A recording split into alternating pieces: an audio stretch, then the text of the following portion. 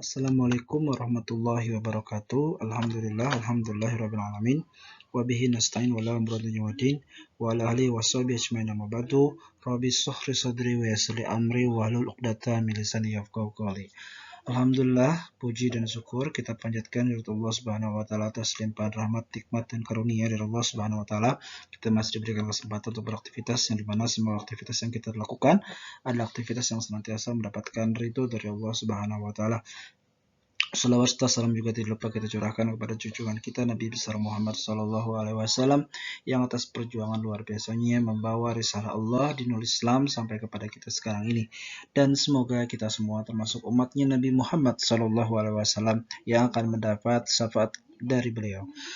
Teman-teman, pada sore hari ini kita akan melanjutkan pembahasan kita, diskusi kita terkait tentang gerakan dan makna salat. Setelah kemarin kita membahas terkait tentang Al-Quran, ayat-ayat Al-Quran atau dalil-dalil Al-Quran yang akan menjadi rujukan pada saat kita membahas tentang gerakan makna salat ini, juga dalil-dalil hadis Rasulullah SAW yang terkait tentang ibadah salat. Kali ini coba kita akan lihat satu persatu terkait tentang ayat-ayat Al-Quran tentang salat. Yang pertama adalah surat Al-Baqarah ayat 3. A'udzubillahi minasyaitonirrajim. Bismillahirrahmanirrahim. Alladzina yu'minuna bil ghaibi wa yuqimunas shalah wa mimma razaqnahum yunfikun. Yaitu mereka yang beriman kepada yang gaib, melaksanakan salat dan menginfakkan sebagian rezeki yang kami berikan kepada mereka. Teman-teman, di surat-surat yang akan saya tunjukkan ini, salah satunya yang pertama di surat Al-Baqarah ayat 3, kalimat shalah ini saya berikan bold merah untuk memberikan penekanan, dan mohon diingat bahwa setiap kalimat salat yang akan saya bacakan di surat-surat yang akan saya tampilkan terkait tentang perintah Allah kepada kita untuk melaksanakan sholat, kalimat sholat ini selalu dibuka dengan huruf alif lam. Yang ini nanti mempunyai makna tersendiri terkait tentang perintah dari Allah Subhanahu wa taala untuk kita melaksanakan sholat sesuai dengan apa yang Allah Subhanahu wa taala inginkan. Dalil yang kedua adalah surat Al-Baqarah ayat 43. A'udzubillahi minasyaitonirrajim. Bismillahirrahmanirrahim. Wa aqimus salata wa atuz zakata warka'u ma'ar raki'in. Dan laksanakanlah salat, tunaikanlah zakat, rukuklah beserta orang-orang yang rukuk. Lagi-lagi kita lihat surat Al-Baqarah ayat 43, kalimat salatnya dibuka dengan kalimat atau dibuka dengan huruf alif lam. Selanjutnya, dua ayat berikutnya surat Al-Baqarah ayat 45.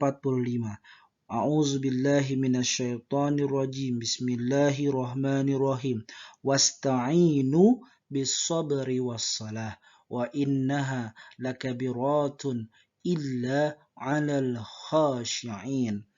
Dan mohonlah pertolongan kepada Allah dengan sabar dan salat. Dan salat itu sungguh berat kecuali bagi orang-orang yang khusyuk. Kalimat salat di sini dibuka juga dengan huruf alif lam, atau sebelum huruf alif lam ada waw. Waw di situ bermakna dan, karena disuruh oleh Allah Subhanahu wa taala untuk meminta pertolongan bis-sabri was-shalah. Wa-nya itu menunjukkan dan, tapi huruf setelah wa ada alif lam dan berlanjut kepada kalimat salat, yaitu perintah terkait tentang pelaksanaan salat yang kita lakukan. Selanjutnya masih di surat Al-Baqarah ada di ayat 110. A'udzubillahi minasyaitonirrajim. Bismillahirrahmanirrahim. Wa aqimus shalah wa atuz zakah wa ma tuqaddimu li anfusikum min khairin tajiduhu 'indallah.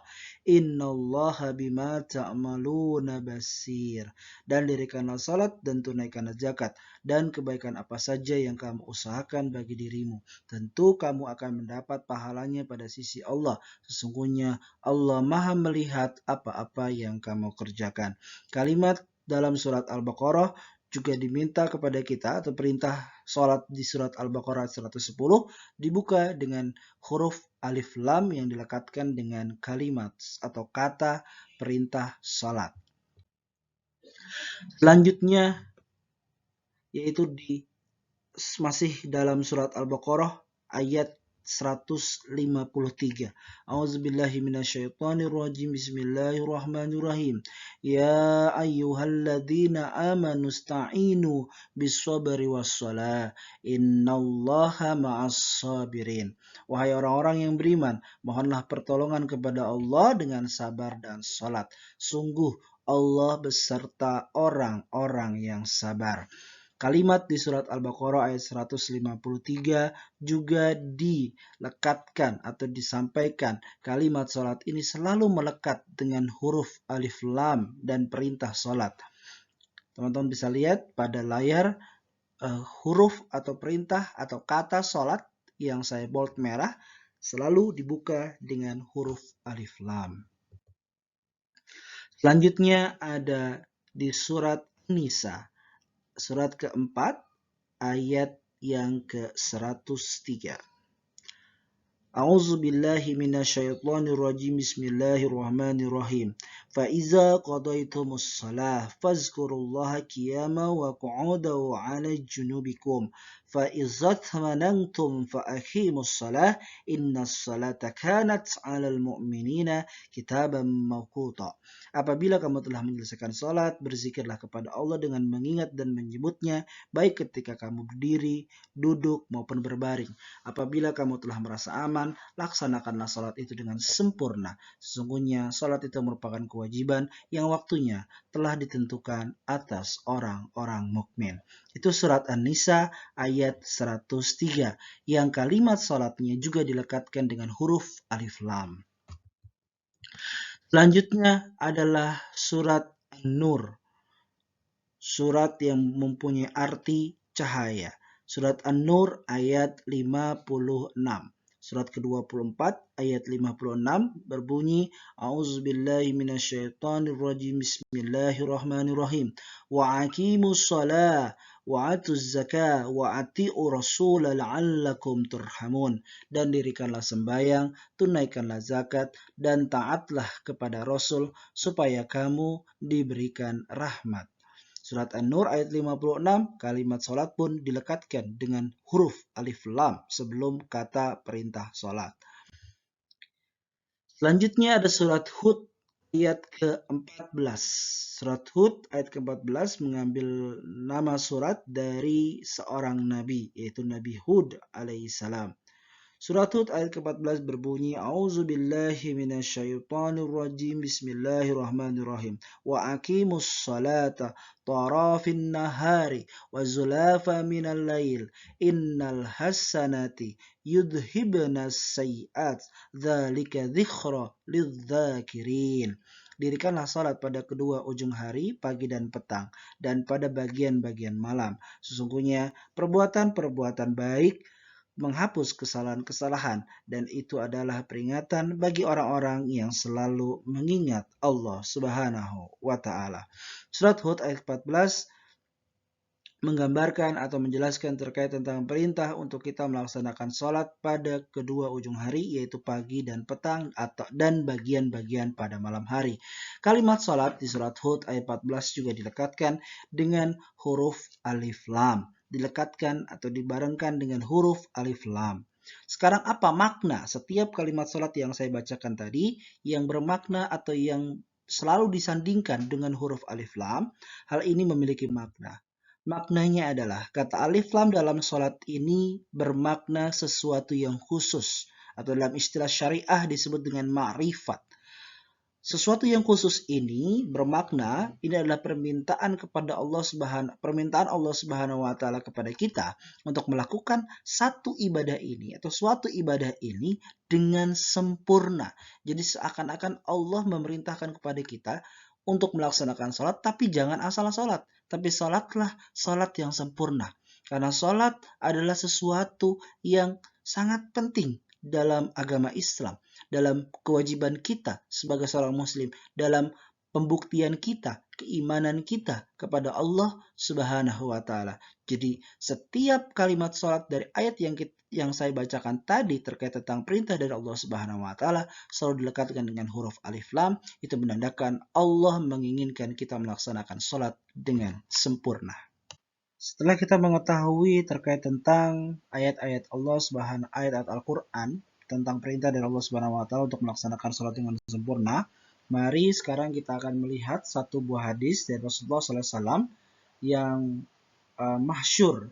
Kalimat ini sebagai pedoman bagi kita untuk melaksanakan salat sesuai dengan apa yang telah Rasulullah SAW sampaikan. Hadis ini tertera pada hadis riwayat Al-Bukhari nomor 751, nomor 7246, dan hadis riwayat Muslim nomor 1533, bahwa Rasulullah SAW bersabda, "Solu kama ra'aitumuni usolli." Kata-kata ini berarti sholatlah kalian sebagaimana kalian melihat aku sholat. Kata-kata ini teman-teman bukan keluar begitu saja dari Rasulullah SAW, tapi berangkat dari sebuah kisah.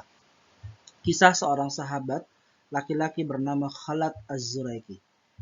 Jika kita bacakan hadisnya secara lengkap, Fadakhala ja'ala rajulun ila Nabi sallallahu alaihi wasallam. Ada seorang laki-laki mendatangi Nabi sallallahu alaihi wasallam. Fadakhala ila masjidin Nabi. Ia masuk ke masjid Nabi. Fasalla bi jambin Nabi.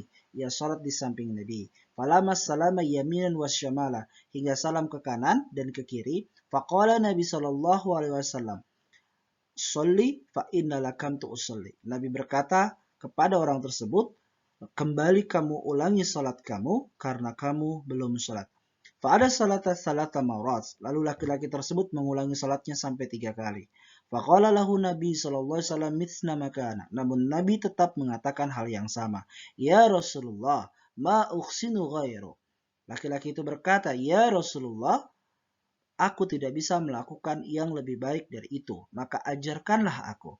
Faqala Nabi sallallahu alaihi wasallam, lalu Nabi berkata, "Idza qumta shalah fasbigul wudu." Jika kamu ingin memulai salat, sempurnakanlah wudu. "Idza qumta ila shalah fakabbir." Jika kamu berdiri untuk salat, maka mulailah dengan takbir. "Summa aqrama yatassara minal Qur'an." Lalu bacalah apa yang mudah buatmu dari Al-Quran. Summa arka hatta tatsma'ina raki'an. Kemudian rukulah sampai benar-benar ruku dengan tu'maninah. Summa arfa hatta ta'dila qa'iman. Lalu bangkitlah hingga kamu berdiri tegak. Summa sujud hatta tatsma'ina sajidan. Lalu sujudlah sampai hingga benar-benar secara tu'maninah. Summa arfa hatta tatsma'ina jalisan. Lalu angkat kepalamu untuk duduk hingga benar-benar duduk dengan tu'maninah. Wa'fal dzalika fi salatika kullih. Maka lakukanlah dengan cara seperti itu dalam seluruh salatmu. Rasulullah menutup hadis ini dengan kalimat, "Shallu kama ra'aitumuni usolli." Salatlah kamu sebagaimana kamu melihat aku salat. Itu adalah salah satu dalil dari Rasulullah Shallallahu Alaihi Wasallam terkait tentang perintah dari Rasulullah untuk kita dapat melaksanakan sholat dengan sempurna. Yang harus kita pahami bahwa terkait tentang sholat adalah sesuatu yang penting. Maka kita harus memahami terkait tentang apa pentingnya dari sholat tersebut. Bukan kita memahami bahwa sholat yang penting kita laksanakan. Yang penting kita sholat. Yang penting kita melaksanakan sholat. Karena jika kita melakukan sholat berdasarkan keyakinan bahwa yang penting saya sholat, terserah sholatnya seperti apa, tidak mengikuti apa yang Rasulullah SAW juga tidak apa-apa, tidak sesuai dengan apa yang Allah inginkan juga tidak apa-apa, maka kita tidak akan mendapatkan janji dari Allah Subhanahu wa taala. Setidaknya Allah berjanji bagi orang yang melaksanakan salat dengan sempurna. Sesungguhnya orang yang melaksanakan salat dengan sempurna, maka orang tersebut telah memahami apa aspek penting dalam salat tersebut. 5 hal yang setidaknya kita akan dapatkan jika kita melaksanakan salat dengan sempurna. Yang pertama adalah berperilaku baik, membuat jiwa menjadi tenang, dimudahkan dalam segala aktivitas dan rezekinya, doanya cepat dikabulkan, dan terakhir, sukses dan bahagia. Menjadi pribadi baik ada dalam surat Al-Ankabut ayat 45. Surat Al-Ankabut 45 menghindarkan kita pada satu perbuatan yang disebut dengan dua sumber perbuatan yang disebut dengan faksha wal mungkar. Faksha dan mungkar. Faksha sumbernya adalah nafsu syahwat, seperti memandang gambar yang buruk, pornografi, porno aksi, LGBT, dan mencela. Sementara mungkar adalah sumber yang berdasarkan dari nafsu otak, yaitu seperti merampok, membunuh, dan mencuri. Mungkar adalah sumbernya adalah perut, akal, pikiran, dan sebagainya. Surat Al-Kabut 45 mengatakan utslu ma uhiya ilaika minal kitab wa aqimis shalah. Inna salata, sesungguhnya salat itu tanha, mencegah, anil faksya, dari perbuatan keji, wal mungkar, dan perbuatan mungkar. Wala dzikrullahi akbar, dan ketahuilah mengingat Allah, wallahu ya'lamu ma tasnaun. Allah lebih besar keutamaannya dan mengingat Allah itu lebih besar keutamaannya dari ibadah yang lain, dan Allah mengetahui apa yang kamu kerjakan. Janji Allah yang kedua, jika kita melaksanakan sholat dengan sempurna adalah Allah akan memberikan ketenangan dan ketentraman di dalam hati. Dalilnya dari surat At-Taha ayat 14 dan Ar-Ra'd ayat 28 menafsir terkait tentang hal tersebut. Mari kita lihat dalilnya teman-teman. Surat Taha ayat 14, yaitu perintah penyembahan kepada Allah Subhanahu wa taala. A'udzubillahi minasyaitonirrajim. Bismillahirrahmanirrahim. Innani annallahu la ilaha illa anna fa'budni wa aqimis salata lidzikri. Sungguh aku ini Allah, tiada Tuhan selain Allah, maka sembahlah aku dan laksanakan salat untuk mengingatku. Lalu apa yang dituliskan oleh Allah Subhanahu wa taala, apa yang disampaikan oleh Allah Subhanahu wa taala dalam surat Ar-Ra'd ayat 28 adalah penjelasan terkait tentang perkataan atau statement dari Allah Subhanahu wa taala bahwa salat adalah untuk mengingatku. Memang kenapa kita harus mengingat Allah Subhanahu wa taala? Surat Ar-Ra'd menjawabnya bahwa dengan mengingat Allah Subhanahu wa taala hati akan menjadi tentram. A'udzubillahi minasyaitonirrajim. Bismillahirrahmanirrahim. Alladzina amanu wa tatma'innu qulubuhum bidzikrillah. Ala bidzikrillahi tatma'inul qulub. Yaitu orang-orang yang beriman, orang-orang yang hati mereka menjadi tentram dengan mengingat Allah. Dan Allah ulangi lagi, ala bidzikrillahi tatma'inul qulub. Ingatlah, hanya dengan mengingat Allah hati menjadi lebih tentram. Sementara terkait tentang Al-Quran, Allah juga menyampaikan bahwa dalam surat Al-Qamar ayat 17, 32, 40, 17, 22, 32, dan 40, Allah menyampaikan bahwa Al-Quran adalah ayat-ayat Allah Subhanahu wa taala yang mudah untuk dihafalkan. Sehingga penting bagi kita untuk mengetahui bahwa dalam menjalani aspek kehidupan yang Allah Subhanahu wa taala telah gariskan, yang seharusnya kita lakukan adalah berjalan di atas panduan Al-Quran Karim. Ayatnya, A'udzubillahi minasyaitonirrajim. Bismillahirrahmanirrahim. Wa laqad yassarnal Qur'ana lidzikri fahal min mudzakir. Dan sungguh telah kami mudahkan Al-Quran untuk peringatan, maka adakah orang-orang yang mau mengambil pelajaran? Allah telah sampaikan walaqad yassarna. Walaqad dibuka dengan kalimat walaqad yang artinya sungguh. Artinya ayat ini ayat yang memang khusus, ayat yang Allah memberikan perhatian lebih. Yassarnal Qur'an, telah kami mudahkan Al-Quran, lidzikri fahal min mudzakir, untuk menjadi peringatan. Sementara Allah menjelaskan dalam surat Al-Qamar 17, 22, 32, dan 40 terkait tentang Al-Quran yang mudah untuk dihafalkan. Allah juga menyampaikan di surat Al-Fatir ayat 32 terkait klasifikasi bagi penghafal atau orang yang mencoba menghafal Al-Quran. Tidak semua dalam surat Al-Fatir ini orang-orang yang menghafal Al-Quran Allah sebut sebagai orang-orang yang saleh. Ada juga penghafal Quran yang Allah sebut dalam surat ini adalah orang-orang yang menzalimi dirinya sendiri. Ayatnya, A'udzubillahi minasyaitonirrajim. Bismillahirrahmanirrahim. Thumma awrasnal kitab alladhina astafaina min ibadina faminhum mudallimun li nafsi wa minhum muqtasid wa minhum sabbiqu bil khairat biiznillah dzalika huwal fadlul kabir. Kemudian Allah sampaikan, kemudian kitab itu kami wariskan kepada orang-orang yang kami pilih di antara hamba-hamba kami. Lalu di antara mereka ada yang menzalimi diri sendiri, ada yang pertengahan, dan ada pula yang lebih dulu berbuat kebaikan dengan izin Allah Subhanahu wa taala. Sebuah klasifikasi dari Allah Subhanahu wa taala bahwa orang-orang yang menghafal Quran ada yang menzalimi dirinya sendiri, ada yang pertengahan, kadang berbuat baik, kadang berbuat buruk dengan hafalannya, dan ada juga yang lebih dulu melakukan perbuatan-perbuatan kebaikan dengan izin Allah Subhanahu wa taala melalui Al-Quran yang telah dihafalnya. Ini sebuah penegasan dari Allah Subhanahu wa taala bahwa kesolehan seseorang tidak dilihat dari hafalan Qur'annya. Kesolehan seseorang dilihat dari apakah aspek kehidupan yang dia jalani sebagai seorang manusia, sebagai seorang hamba telah memanifestasikan Al-Quran, telah memanifestasikan ayat-ayat Allah Subhanahu wa taala yang telah dibaca, yang telah dihafal atau yang telah dipahami sehingga bisa mempraktekkan itu dalam kehidupan secara komprehensif.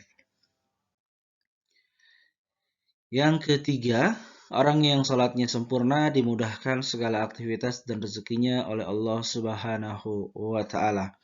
Allah menyampaikan dalam surat Al-Baqarah ayat 2 dan 3 terkait tentang orang yang bertakwa saat diterpa atau diberikan ujian Allah Subhanahu wa taala, Allah meyakini Allah akan memberikan solusinya.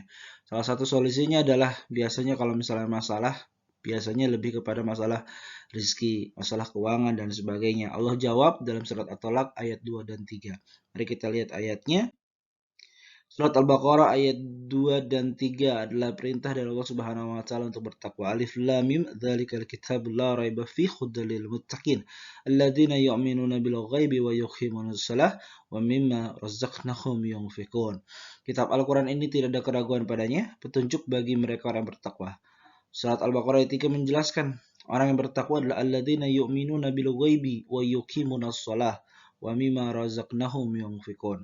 Orang-orang yang bertakwa adalah orang-orang yang mereka beriman kepada hal yang gaib, melaksanakan salat dan menginfakkan sebagian rezeki yang kami berikan kepada mereka. Lalu mungkin kita akan bertanya-tanya, mengapa kita harus bertakwa? Memang apa balasan Allah untuk orang-orang yang bertakwa? Allah jawab dalam surat At-Talaq ayat 2, di akhir ayat kedua dan di awal ayat ketiga. A'udzubillahi minasyaitonirrajim. Bismillahirrahmanirrahim. Zalikum yu'adzu bihi min kana yu'minu billahi wal yawmil akhir wa man yattaqillaha yaj'al lahu makhraja. Dan barang siapa yang bertakwa kepada Allah Subhanahu wa taala, bahwa Allah akan membukakan jalan keluar baginya. Wa may yattaqillaha yaj'al lahu makhraja. Dilanjutkan dalam ayat ketiga, di pembuka ayat ketiga, wa yarzuqu man haitsu la yahtasib, berupa dengan memberikan rezeki dari arah yang tidak disangka-sangka. Wa may yatawakkal 'ala Allah fahuwal hasbuh. Dan barang siapa bertawakal kepada Allah, niscaya Allah akan mencukupkan keperluannya. Yang keempat adalah doanya cepat dikabulkan.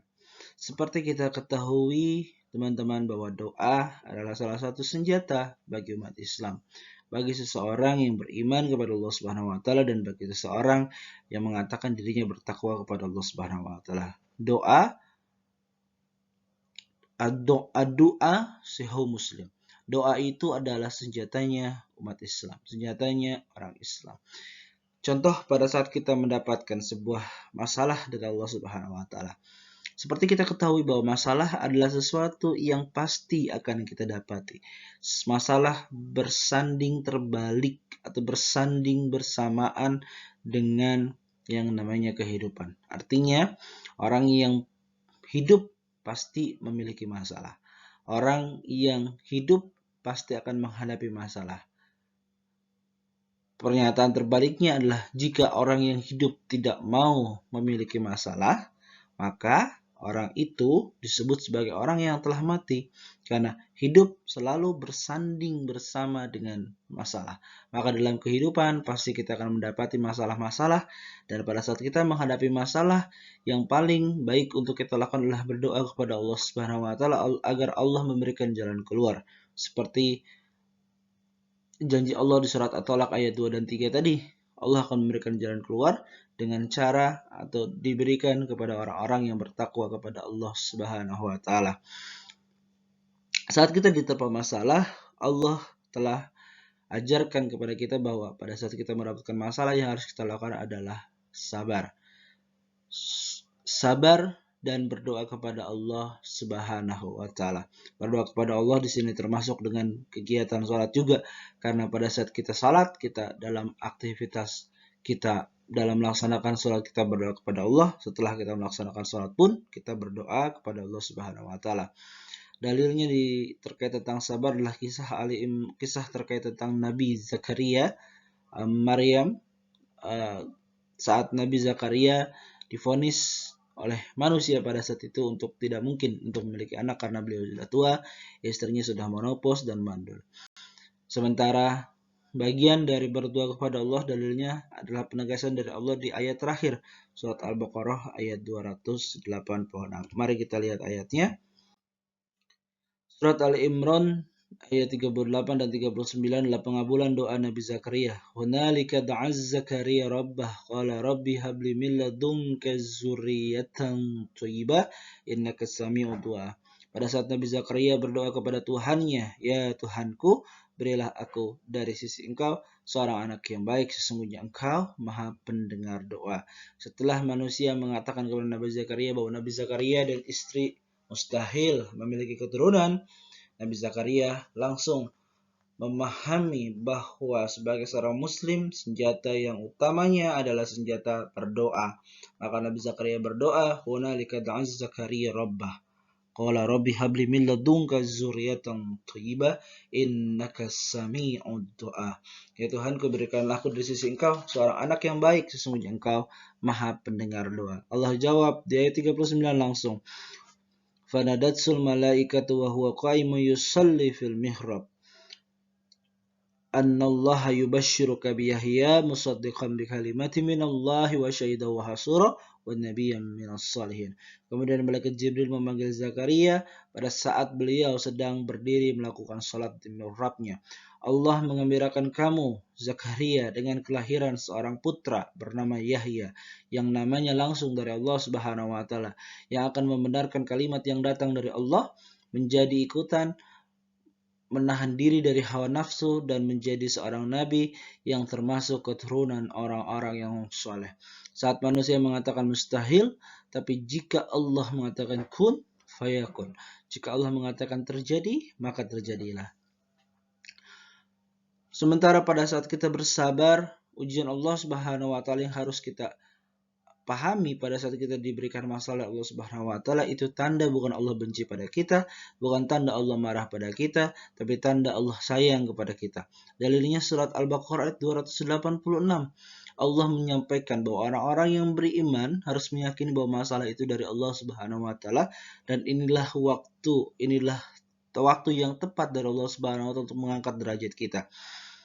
A'udzubillahi minasyaitonirrajim. Bismillahirrahmanirrahim. La yukallifullahu nafsan illa wus'aha. Laha ma kasabat wa 'alaiha maktasabat. Rabbana la tu'akhidna in nasi'na aw akhtana. Rabbana wa la tahmil 'alaina isran kama hamaltahu 'alal ladzina min qablina. Rabbana wa la tuhammilna ma la taqata lana bih. Wa'fu 'anna waghfir lana warhamna anta maulana fansurna 'alal qaumil kafirin. Allah mengatakan dalam surat Al-Baqarah 286 bahwa Allah tidak akan membani seseorang yang melainkan sesuai dengan kesanggupannya. Dia akan mendapatkan pahala dari kebajikan yang dikerjakannya dan dia mendapatkan siksa dari kejahatan yang diperbuatnya. Manusia sering sekali berdoa kepada Allah Subhanahu wa taala, "Ya Tuhan kami, janganlah Engkau hukum kami jika kami lupa atau kami melakukan kesalahan. Ya Tuhan kami, janganlah Engkau bebani kami dengan beban yang berat sebagaimana Engkau bebankan kepada orang-orang sebelum kami. Ya Tuhan kami, janganlah Engkau pikulkan kepada kami apa yang tidak kami sanggup memikulnya. Maafkanlah kami, ampunilah kami dan rahmatilah kami. Engkaulah pelindung kami, maka tolonglah kami menghadapi orang-orang yang kafir." Ini adalah penegasan dari Allah Subhanahu wa taala bahwa pada saat kita ditimpa musibah, statement atau pola pikir kita, sudut pandang kita adalah Allah memberikan masalah ini karena Allah yakin hanya saya yang mampu untuk menyelesaikan masalah ini. Jadi setiap masalah yang diterima oleh orang-orang berbeda-beda, dan Allah sudah mengetahui bahwa saat dia diberikan masalah A, maka dia pasti bisa menyelesaikannya. Dengan cara apa? Dengan cara mendekatkan diri kepada Allah Subhanahu wa taala, bertanya kepada Allah Subhanahu wa taala untuk diberikan solusinya dari Allah Subhanahu wa taala. Karena ini sifatnya ujian. Allah yang memberikan soalnya dan Allah juga yang mempunyai jawabannya. Itu adalah penjelasan singkat terkait tentang surat Al-Baqarah ayat 286. Sebagai seseorang yang beriman, saat Allah memberikan ujian, saat Allah memberikan sebuah masalah, maka itu tanda Allah sayang sama kita, tanda Allah ingin mengangkat derajat kita. Maka yang paling baik pada saat kita dihadapkan pada kondisi seperti itu adalah meminta pertolongan kepada Allah Subhanahu wa taala. Yang terakhir, orang yang sholatnya benar, itu biasanya itu Allah janjikan akan sukses dan bahagia. Dua hal yang selalu diinginkan oleh setiap manusia, setiap orang. Jika ada pilihan atau ada sebuah option disebutkan bahwa pengen sukses tapi tidak bahagia, atau pengen bahagia tapi tidak sukses. Tentu pilihan kita adalah sukses dan bahagia. Dan kalimat atau keinginan kita ini sering sekali Allah Subhanahu wa taala telah sampaikan. Bahkan setiap hari, 5 kali dalam sehari, kita diperdengarkan kalimat bahwa orang-orang yang melaksanakan salat, orang-orang yang beriman kepada Allah, orang-orang bertakwa kepada Allah Subhanahu wa taala, maka dia akan sukses dan bahagia. Dari mana kata tersebut atau makna sukses dan bahagia tersebut yang diulang dalam 5 kali? Tentu bukan lain adalah kalimat atau lafaz dari azan. Inilah lafaz azan yang sering kita diperdengarkan sebanyak 5 kali dalam sehari. Kalimat Allahu Akbar, Allahu Akbar. Asyhadu an la ilaha illallah, asyhadu anna Muhammadan Rasulullah. Hayya 'alas shalah. Marilah kita salat, dan hayya 'alal falah. Setelah kalimat ajakan dari Allah Subhanahu wa taala untuk melaksanakan salat, Allah menyampaikan hayya 'alal falah. Marilah meraih kemenangan. Kemenangan identik dengan sebuah kesuksesan. Orang yang menang, insya Allah hatinya adalah hati yang bahagia. Maka sudah jelas dari Allah Subhanahu wa taala bahwa Allah telah menjanjikan orang yang salatnya benar, orang yang salatnya sempurna akan mendapatkan kesuksesan dan kebahagiaan dari Allah Subhanahu wa taala. Lalu bagaimana cara kita salat dengan sempurna? Sesuai dengan hadis yang saya sampaikan terkait tentang kisah Khalid Az-Zuraiki. Pada saat Khalid Az-Zuraiki dikatakan, "Salli fa inna lakum tusalli." Salatlah lagi, sesungguhnya kamu belum salat sampai 3 kali. Khalid Az-Zuraiki mengatakan, "Ma uqsinu ghairu ya Rasulullah." Saya tidak tahu harus seperti apa lagi ya Rasulullah, alimni, maka ajari saya. Kalimat ajari inilah yang menjadi dalil bahwa orang yang salatnya sempurna itu dimulai dengan cara memperbaiki wudhunya. Sekarang mari kita mempelajari terkait tentang bagaimana wudhu seperti yang Rasulullah SAW ajarkan kepada seorang Khalid Az-Zuraiki. Terkait tentang wudhu, dalilnya dari surat Al-Maidah ayat 6, setidaknya ada pada ayat-ayat awal yang berbunyi auzubillahi minasyaitonirrajim bismillahirrahmanirrahim ya ayyuhalladzina amanu idza qumtum ilas shalah faghsilu wujuhakum wa aydiyakum ilal marafiq wamsahu bi ru'usikum wa arjulakum ilal ka'bain. Ayat yang tadi saya bacakan adalah ayat spesifik terkait tentang wudu. Karena dalam surat Al-Maidah ayat 6 ini bukan hanya perintah atau menjelaskan terkait tentang wudu, tapi setelah wudu ada bab toharah atau bersuci, bertayamum, dan bab membersihkan diri dari hadas besar atau disebut yang biasa kita sebut dengan mandi wajib atau mandi besar. Itu adalah isi kandungan dalam surat Al-Maidah 6, tapi aspek pembahasan kita lebih kepada kalimat ya ayyuhalladzina amanu idza qumtum ila shalah faghsilu wujuhakum wa aydiyakum ilal marafiq wamsahu bi ru'usikum wa arjulakum ilal ka'bayn. Ayat-ayat awal dalam surat Al-Maidah ayat 6. Al-Maidah ayat 6 yang berarti hai orang-orang yang beriman, apabila kamu hendak mengerjakan salat maka basuhlah mukamu dan tanganmu sampai dengan siku, dan sapulah kepalamu dan basuh kakimu sampai kedua mata kaki. Itulah aspek pembahasan kita dalam surat Al-Maidah ayat 6. Lalu apa yang diajarkan oleh Rasulullah SAW pada saat beliau mengajarkan seorang Khalid Az-Zuraiki? Boleh saya contohkan terkait tentang bagaimana yang Rasulullah SAW ajarkan terkait tentang wudhu. Mari kita simak, dan boleh teman-teman sambil dicek kembali apakah wudhu kita sudah sesuai dengan apa yang Rasulullah SAW ajarkan kepada seorang sahabat bernama Khalid Az-Zuraiki. Yang pertama, tadi disebutkan ya ayyuhalladzina amanu idza qumtum ilas shalah, wahai orang-orang yang beriman, jika engkau ingin melaksanakan salat, maka basuhlah kedua wajahmu. Yang pertama adalah membasuh kedua wajahmu. Membasuh kedua wajah dengan cara memastikan bahwa seluruh anggota wajah itu terbasahi oleh air pada saat kita berwudu. Yang kedua adalah membasuh tangan dari tangan sampai siku. Ini adalah satu hal yang harus teman-teman perhatikan, karena biasanya di sini masih banyak orang-orang yang keliru bahwa pada saat melaksanakan sholat bukan dari tangan sampai siku, tapi dari siku menuju tangan. Padahal sesuai dengan ayatnya, wa aydiyakum ilal marafiq adalah membasuh tangan sampai siku. Bagaimana maksud dari ayat tersebut? Maka yang harus kita lakukan pada saat kita berwudu, kita ambil air, lalu kita alirkan air yang ada di tangan ini sampai ke bagian sini, sampai ke bagian siku. Ya, sampai ke bagian siku kita ambil air, kita alirkan air yang sudah terkumpul di tangan ini, kita alirkan sampai ke siku, baru kita bersihkan di atas atau kita ratakan. Itu yang kedua terkait tentang membasuh tangan. Yang harus teman-teman ingat adalah bahwa membasuh tangan, air itu harus dari telapak tangan sampai siku, bukan sebaliknya. Selanjutnya adalah membasuh kepala. Membasuh kepala berbeda dengan membasuh wajah. Jika tadi membasuh wajah kita ambil air langsung kita tumpahkan ke dalam atau ke bagian wajah, pada saat membasuh kepala Allah meminta pada saat ambil airnya kita buang dulu, apa yang air sudah kita kumpulkan kita buang dulu, dan baru kita masukkan ke sela-sela rambut. Bagi yang teman-teman laki-laki untuk diperhatikan bahwa yang diminta Allah Subhanahu wa taala pada saat berwudu adalah memasukkan airnya ke sela-sela rambut. Kita masukkan ke sela-sela rambut sampai balik lagi dan sebagainya. Teman-teman, wamsahu bi ru'usikum, kalimat ini lebih spesifik Allah Subhanahu wa taala sampaikan kepada para wanita. Karena kalimat bi ini mempunyai makna bahwa yang pertama adalah pada saat teman-teman melaksanakan wudhu, jika wudhu itu di tempat yang terbuka, maka boleh tidak harus membuka hijabnya.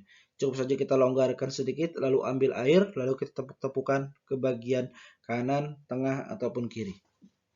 Sementara jika teman-teman yang perempuan berwudu di tempat yang tertutup, tempat wudunya tertutup, maka sebaiknya adalah dibuka hijabnya, ditanggalkan dulu penutup kepalanya, lalu berwudu secara sempurna seperti apa yang dilakukan atau yang harus dilakukan sesuai dengan dalil surat Al-Maidah ayat 6. Jadi sekali lagi, ambil air, kita buang, lalu kita masukkan ke sela-sela rambut. Wamsahu bi ru'usikum. Kalimatnya adalah basuhlah kepalamu, bukan basuhlah rambutmu. Jadi yang harus kita perhatikan adalah pada saat kita membasuh rambut atau di bagian ini yang kita basuh adalah rambut, maka kita masukkan dari jela-jela atau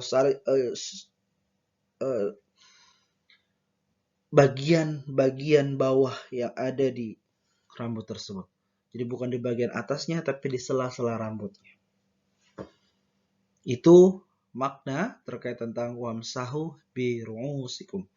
Terutama buat teman-teman laki-laki, mungkin catatannya adalah pada saat kita berwudu atau teman-teman berwudu, biasanya teman laki-laki tidak mau rambut yang telah disisirnya itu rusak dan sebagainya, sehingga wudunya hanya asal saja. Itu yang tidak dibenarkan. Itu tidak sesuai dengan apa yang Allah Subhanahu wa taala dan Rasulullah SAW contohkan kepada kita. Itu yang ketiga Dan yang keempat adalah membasuh kaki. Bagian membasuh kaki teman-teman itu sebaiknya sama seperti membasuh tangan. Nanti kita akan luaskan lagi pembahasan terkait tentang dari tangan sampai kakinya. Membasuh kaki adalah membasuh jemari-jemari kakinya di sela-selanya, membasuh jemarinya, dan terakhir adalah membasuh air batasnya sampai mata kaki. Jadi batasnya bukan sampai paha, batasnya bukan sampai betis, tapi batasnya sampai mata kaki. Mari kita sempurnakan terkait tentang contoh berwudu tersebut. Yang pertama adalah mengambil air untuk mencuci tangan. Ya, kita ambil air lalu kita cuci tangan, kita masukkan sela-selanya dibersihkan, ya. Lalu kita masukkan atau kita bersihkan bagian jari-jarinya dan kita bersihkan bagian sampai pergelangan tangan ini. Yang kedua adalah kita berkumur-kumur. Kita ambil air, kumur-kumur. Bagian kumur-kumur ini bisa berbarengan dengan membersihkan hidung. Ya, bisa juga dipisah. Setelah berkumur-kumur, lalu kita beristinsya, ya, membersihkan kotoran-kotoran yang ada di hidung. Lalu setelah beristinsya, kita membasuh wajah seperti tadi. Ambil air, langsung kita tumpahkan, alirkan ke seluruh bagian wajah. Di bagian wajah ini juga sebenarnya bisa untuk melangsungkan atau membarengkan dengan pada saat kita membasuh atau membersihkan bagian telinga. Jadi pastikan di bagian membasuh wajah, ini bagian belakang telinga juga tersapukan. Lalu setelah membasuh wajah adalah membasuh kedua tangan, dari tangan sampai siku. Ambil air, kita alirkan air yang sudah kita ambil ini dari tangan sampai siku. Dari tangan sampai siku. Ambil air, alirkan, baru kita ratakan.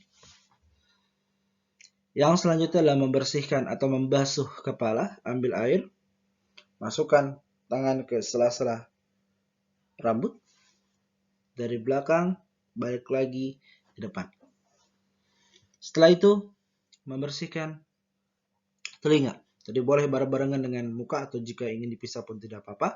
Membersihkan bagian telinga, termasuk bagian belakang-belakangnya juga untuk dibersihkan. Dan yang terakhir adalah membasuh kaki. Sama konsepnya seperti tangan, tadi membasuh kaki itu bisa dari jemari-jemarinya, ya, bisa dari sela-sela jarinya, dan juga batasnya hanya sampai mata kaki. Itu adalah rangkaian wudhu yang sesuai dengan ajaran Rasulullah Shallallahu Alaihi Wasallam.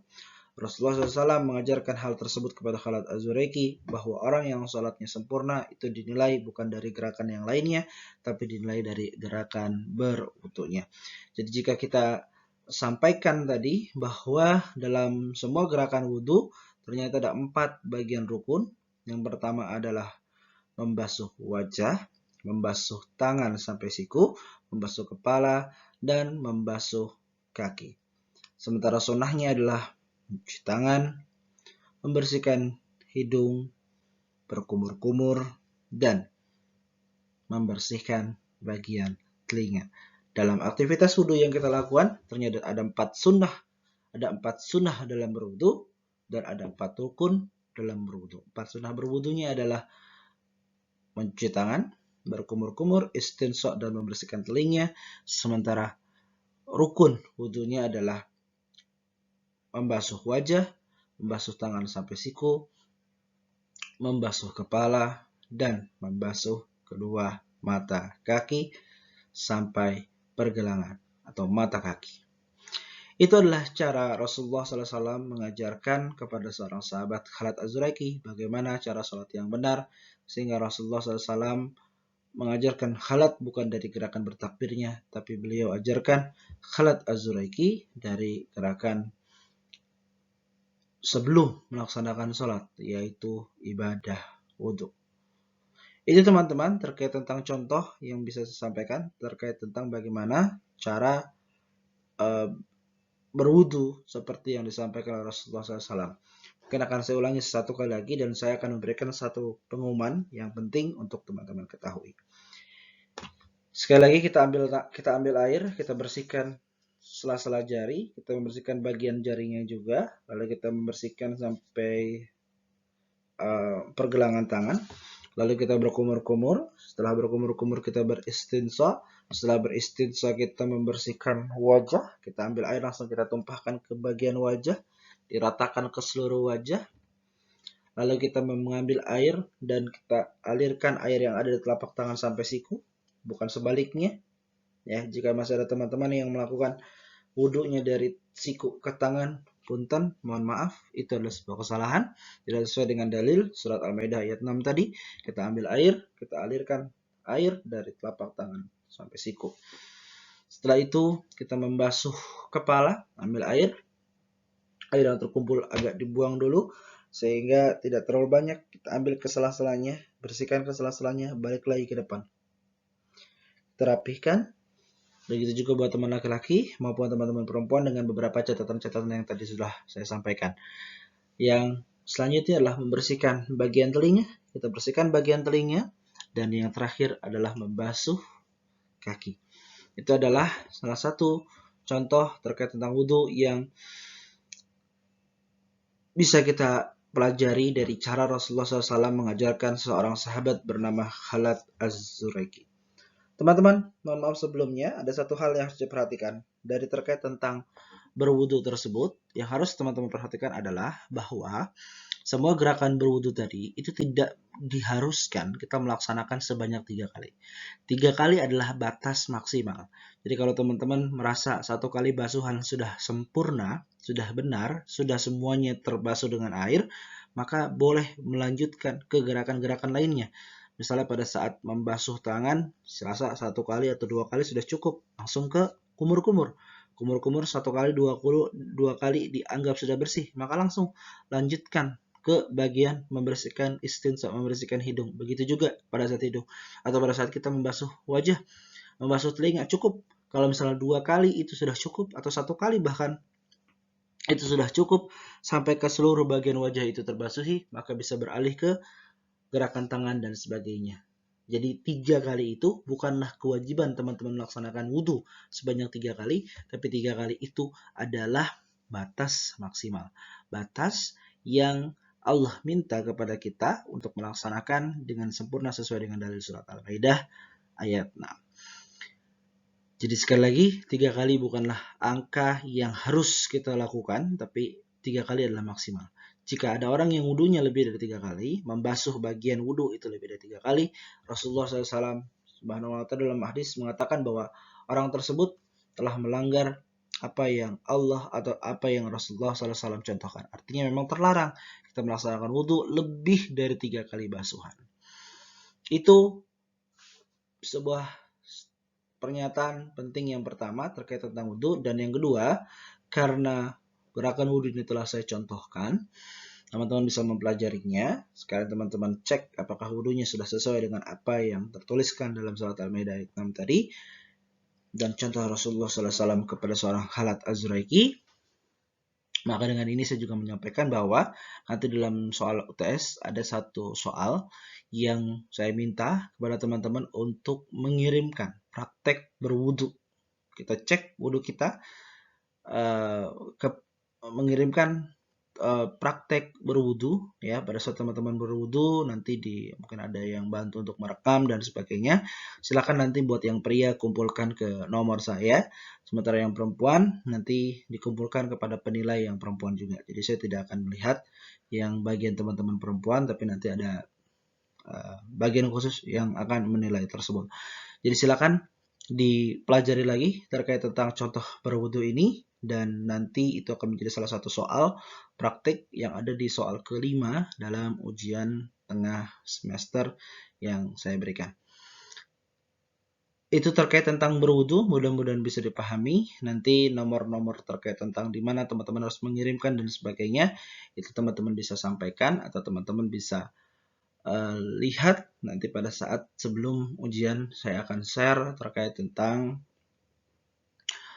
tugas-tugas tersebut atau perintah mengerjakan soal kelima dalam soal esai tersebut, yaitu mengirimkan video praktek berwudhu. Untuk teman-teman yang perempuan, karena itu ada yang menilai adalah perempuan juga, jadi boleh dibuka hijabnya ya, karena saya tidak akan melihat juga. Saya akan hanya menilai teman-teman yang laki-laki, nanti teman-teman perempuan akan dinilai dengan teman-teman yang lainnya. Jadi silakan yang perempuan, silakan dibuka saja hijabnya agar kita bisa dilihat apakah wudhu yang telah kita lakukan itu adalah wudhu yang telah sempurna dan sesuai dengan dalil surat Al-Maidah ayat 6 tersebut. Itu terkait tentang bagian berwudhu. Sekarang mari kita coba pahami lagi terkait tentang makna dari doa berwudhu tersebut. Ini adalah rukun dan sunnah wudhu yang tadi saya sampaikan. Rukun wudhu adalah membasuh muka, membasuh tangan, mengusap kepala, dan membasuh kaki. Sementara sunnah wudhunya adalah membasuh telapak tangan, berkumur-kumur, membersihkan air ke hidung, dan membersihkan telinga. Makna doa setelah berwudu. Kita tahu adalah doa setelah berwudu biasanya kita mengatakan atau berdoa kepada Allah Subhanahu wa taala dengan mengucapkan asyhadu an la ilaha illallah wahdahu la syarikalah wa asyhadu anna Muhammadan abduhu wa rasuluh. Allahumma ij'alni minat tawabin waj'alni minal mutatahhirin waj'alni min ibadikas shalihin. Subhanaka Allahumma wa bihamdika astaghfiruka wa atubu ilaih. Dan aku mengaku bahwa tidak Tuhan selain Allah, tidak ada sekutu baginya, dan aku mengakui bahwa Nabi Muhammad itu adalah hamba dan utusan Allah. Ya Allah, jadikanlah aku dari golongan orang yang bertaubat, jadikan aku dari golongan orang yang bersuci, dan jadikanlah aku dari golongan hamba-Mu yang saleh. Maha suci Engkau dengan aku, dan aku memohon ampunan serta bertobat kepadamu. Teman-teman, inilah doa wudhu yang biasanya teman-teman bacakan setelah teman-teman berwudhu. Tapi ada satu hal yang menarik. Dalam doa setelah berwudu ini ada kalimat setelah kita mengakui atau bersyahadat kepada Allah Subhanahu wa taala bahwa tidak Tuhan selain Allah dan Nabi Muhammad adalah hamba dan utusan Allah Subhanahu wa taala. Kalimat yang menarik adalah waj'alni minal mutatahhirin. Ya Allah, jadikanlah aku menjadi orang-orang yang gemar bertobat. Waj'alni min ibadikas shalihin. Waj'alni min ibadikas sholihin, dan jadikanlah kami menjadi orang-orang yang bersuci. Atau dalam surat atau syaralat dalam doa berwudu yang biasa kita laksanakan, yang menarik adalah Allahumma ij'alni minat tawabin. Ya Allah, jadikanlah aku orang-orang yang gemar bertobat. Waj'alni minal mutatahhirin, jadikanlah orang yang gemar bersuci. Dan waj'alni min ibadikas sholihin, jadikanlah aku dari golongan hamba-Mu yang saleh. Kalimat setelah berwudu dibuka dengan kalimat permintaan kita kepada Allah Subhanahu wa taala untuk dijadikan menjadi orang-orang yang gemar bertobat. Mungkin pertanyaannya adalah mengapa dalam aktivitas wudu tapi doa yang pertama kita panjatkan adalah malah memohon pertobatan agar pertobatan kita terima dan kita menjadi orang yang gemar bertobat. Artinya pada saat kita melakukan kesalahan, kita mengetahui bahwa itu adalah kesalahan dan harus kita perbaiki. Mengapa ada kalimat taubat dalam doa setelah kita melaksanakan wudhu? Mari kita saksikan. Taubat dalam surat Al-Qasas surat At-Tahrim ayat 6 adalah proses kembali menuju ketentuan Allah dengan cara mengakui kesalahan, menyesali dan berjanji tidak mengulangi, yang dibuktikan dengan meningkatnya amal soleh. Lalu kenapa berwudu? Setelah berwudu, isi doanya adalah memohon sebuah pertobatan. Jawabannya adalah dari sebuah pertanyaan, apa yang kita basuh? Yang kita basuh dalam berwudu adalah anggota tubuh yang sering kita lakukan untuk berinteraksi dari kepala hingga kaki.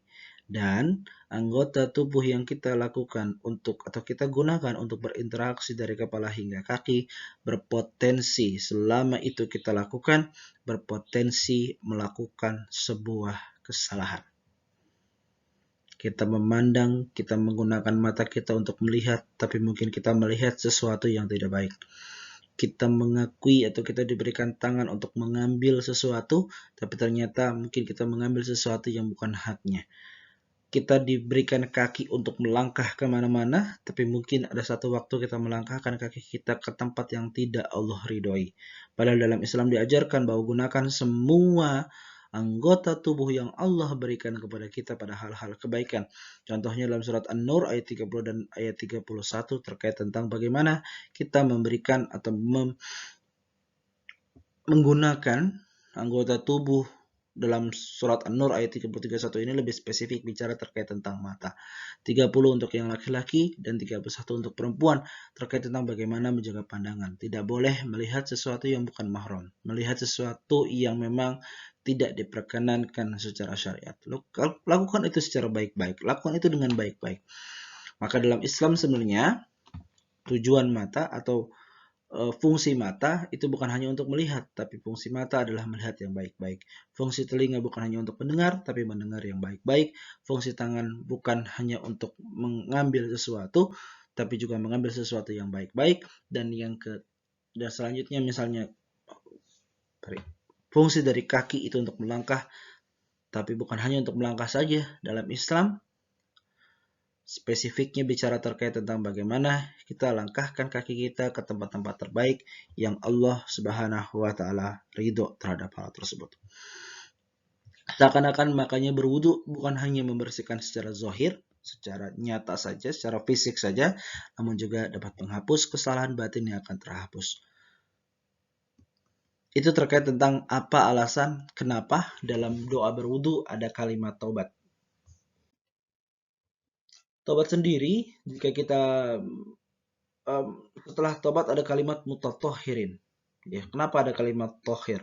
Ya, kalimat tohir atau biasa kita pelajari di waktu kecil kita adalah toharah, yang artinya bersih secara luar dan dalam. Orang yang sudah menyucikannya disebut dengan tohir. Mutatahhirin, toharah adalah membersihkan suci secara luar dan dalam. Makanya kita mempelajari terkait tentang wudhu di bab-bab waktu kita kecil adalah disebut dengan bab toharah, karena itu membersihkan secara luar dan dalam. Terkait tentang wudhu, orang yang sedang mencucikan disebut dengan tohir. Sementara dalam bahasa Arab, membersihkan bukan hanya toharah, tapi ada nagafah. Orang yang membersihkan disebut dengan atau dipanggil dengan nagaf. Tapi kalimat atau setelah kita berwudu ada kalimat mutatahhirin. Orang yang senang memperbaiki diri, orang yang gemar bersuci, membersihkan anggota tubuh yang digunakan dalam aktivitas sehari-hari secara luar, secara zahir, dan dari dalam secara batiniah juga dibersihkan. Orang yang sedang memperbaiki diri mempunyai makna mereka atau orang-orang seperti itu ingin dicintai Allah Subhanahu wa taala dan ingin diampuni oleh Allah Subhanahu wa taala. Tapi bukan hanya itu, ternyata Allah pun akan mencintai dan mengampuni orang tersebut. Dalilnya surat Al-Baqarah, surat Ali Imran ayat 30. Qul in kuntum tuhibbunallah fattabi'uni yuhibbukumullah wa yaghfir lakum dzunubakum wallahu ghafurur rahim. Jika engkau mengatakan cinta kepada Allah Subhanahu wa taala, maka ikutilah Rasulullah dan sesungguhnya Allah Maha Pengampun lagi Maha Penyayang. Itulah surat Al-Imran ayat 30 terkait tentang pada saat orang mengatakan cinta kepada Allah Subhanahu wa taala, Allah menyampaikan fattabi'uni dalam ayat itu. Maka fattabi'uni berarti ikutilah Rasulullah sallallahu alaihi wasallam. Setelah kita mengikuti Rasulullah SAW dalam berbagai hal, dalam berbagai aspek, maka Allah akan membalik atau mencintai balik kita dan mengampuni segala kesalahan-kesalahan kita. Itu adalah makna dari gerakan berwudu yang bisa kita pelajari, yang bisa kita cek apakah wudu kita sesuai dengan dalil surat Al-Maidah ayat 6, atau teman-teman juga bisa membantu menyebarkan, menyampaikan kepada teman-teman yang lain apakah wudunya sudah sesuai dengan surat Al-Maidah ayat 6 terkait tentang bagaimana membasuh wajah, membasuh tangan, membasuh kaki, membasuh kepala, ya, membasuh kepala dan membasuh kaki. Itu terkait tentang alasan berwudu dan bab terkait tentang wudu. Mudah-mudahan bisa dipahami. Itu yang bisa saya sampaikan pada pertemuan kali ini sebagai bahan untuk teman-teman pelajari menyongsong kegiatan ujian tengah semester yang akan teman-teman laksanakan. Terima kasih. Wabillahi taufik, yang benar datang dari Allah Subhanahu wa taala, yang salah dari saya mohon dimaafkan. Jika ada kesalahan kata, perilaku dan sebagainya. Wabillahi taufik wa hidayah. Assalamualaikum warahmatullahi wabarakatuh.